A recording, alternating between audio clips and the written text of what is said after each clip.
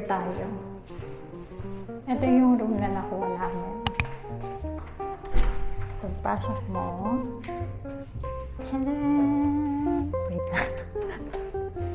This is the door.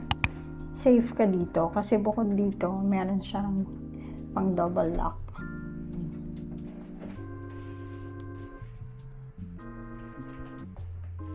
Merong 2 beds, 1 single bed and ito yung double bed. TV, and then may chairs and table. Meron ding mini ref. Tapos ito yung initan nila ng tubig. Tapos may provided din silang water every day, coffee and tea. They also provide new towels every day.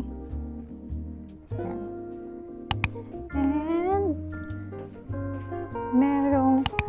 merong cabinet doon. Ayan, yung ano na yan, cabinet yan, pero medyo luma na. So, hindi na siya magandang lagyan ng gamit. And then, dito, side table. Pwede kang mag-ayos dyan. And, of course, ito, kung nakikita nyo to. Look, tignan nyo yan. Ay, may aircon.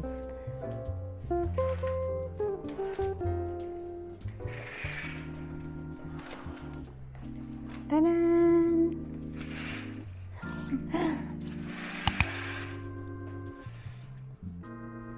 The view, street view. Ito yung view from our hotel room.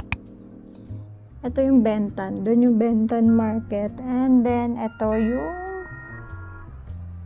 mga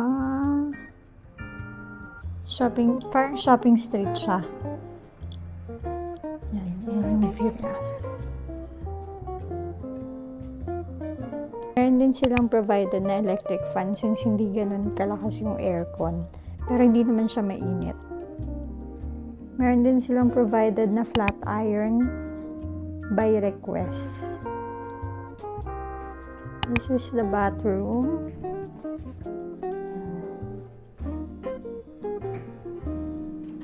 Ay, sabit pa yung damit ko. Bathtub, may bathtub. And then, the shower. May salamin din and sink.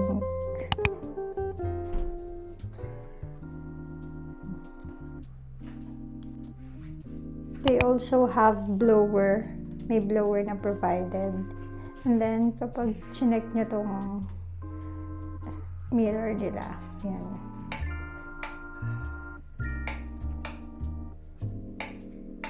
Tricolor siya.